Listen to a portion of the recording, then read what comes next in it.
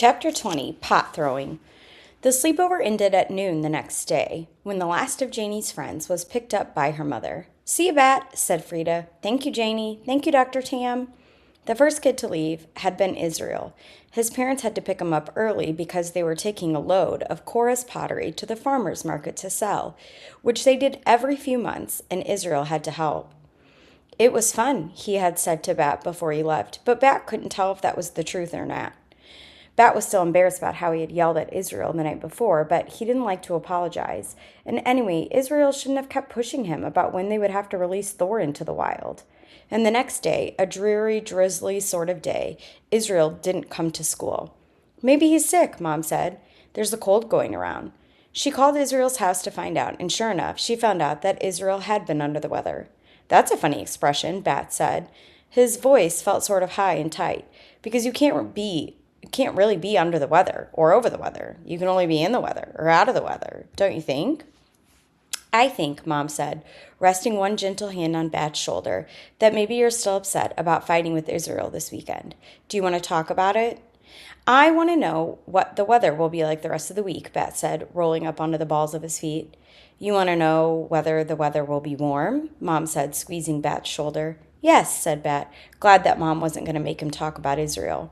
Israel was back in school the next day, but he told Bat he didn't feel well enough to do anything together when they got back to his house. He disappeared into his bedroom, leaving Bat in the kitchen with Tom. "I've got an idea," Tom said. "How about we get our hands dirty?" Bat was not a big fan of dirty hands, but he didn't feel like saying no to Tom, so he followed him out the back door, across the yard, under a sky dappled with gray clouds, and into Cora's shed. Cora was there wrapping a vase in a thick swaddle of newspaper. "This one is on its way to Vermont," she told him. "I just sold it." "Great," said Tom. "Then, want to introduce Bat to the joy of pot throwing?" For a minute, Bat imagined the three of them picking up the pots from their shelves and throwing them against the wall, hearing them shatter in his imagination. Cora must have seen the concern on his face because she quickly said, "Throwing a pot is just another way of saying making a pot on the wheel. It's fun, even if it is sort of sticky and slimy. Do you want to try?" Actually, Bat would have preferred to go home, or to go to Mom's vet clinic, or even to go back to Mr. Grayson's classroom. But he couldn't go to any of those places, not right now. He had to wait. So he sat down at the potter's wheel. "Okay," he said. "Outstanding," said Tom. "First, the clay." "First the clay," Cora repeated, and she brought out a large plastic-wrapped cube of clay from under the counter. She peeled back the plastic and picked up a piece of wire with a wooden handle attached to each end. She held the wire against the cube and pulled it through, shaving off a layer of clay. She set it aside and rewrapped the cube in plastic, and then she held out the clay to Bat. "Squish it into a ball," she said. "Squeeze it hard to get out all the air bubbles." Bat hesitated, but finally he held out his hand and let Cora place the clay into it. It was cool, almost cold, and damp. He folded it in his hands and squeezed, forming a rough ball. His hands turned to a dusty gray that dried to white. He squeezed and squeezed. "Great," said Tom. "Now slam it down hard. Just throw it down right there on the wheel." Bat did. Thwack went the clay against the wheel, flattening out in a satisfying way. "Again," Cora said. So Bat picked up the clay and reformed it into a ball. After he threw it a second time, Tom took a turn throwing and shaping it, and then Cora pronounced it ready. "Okay," said Cora, "throw it one more time, and this time try to aim right for the center of the wheel." Bat threw the clay. "Perfect," Cora said. "Now Tom will keep the wheel spinning so you don't have to worry about that. I'll help you keep the clay wet. You just cup your hands around the clay, gently but firmly, like you're holding on to something precious, okay?" "I'll pretend I'm holding Thor," Bat said, "my skunk kit." "Great idea," Cora said. "Ready?" Bat nodded. He cupped his hands around the clay lump. Beside him, Tom stepped gently on the foot pedal, and the wheel began to spin. Cora took a cup of water and poured it in a slow, steady stream over Bat's hand and onto the clay. "Good," Cora said. "Push the clay down and in, down and in. Don't worry if it squishes through your fingers. That's fine." Wet clay oozed between each of Bat's fingers, and it was a gooey feeling, but not bad. Kind of interesting, actually.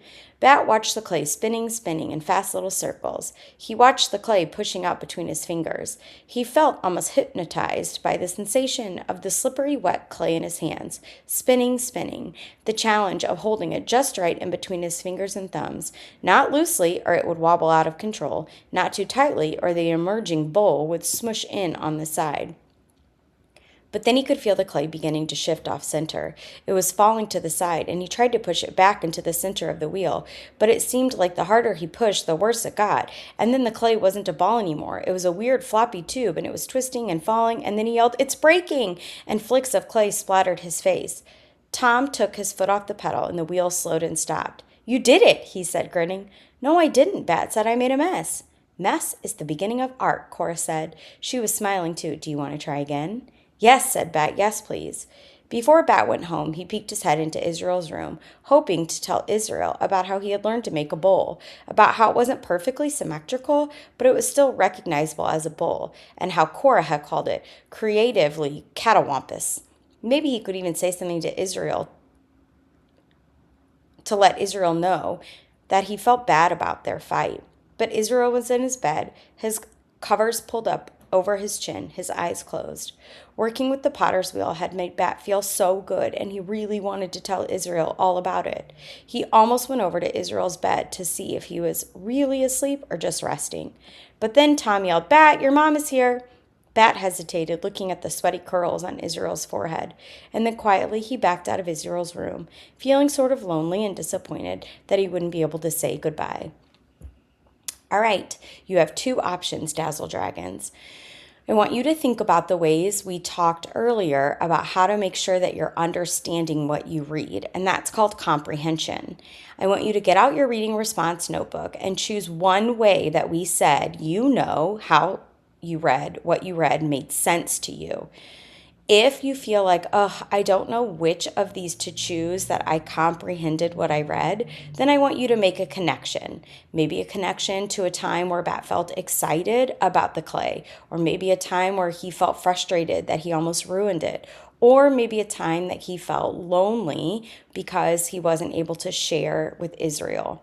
Or maybe even a time that you have felt regret because you weren't able to own something, a mistake that you made, and apologize for it. When we're done with independent reading, you're going to get a chance to share what you wrote in your reading response notebook.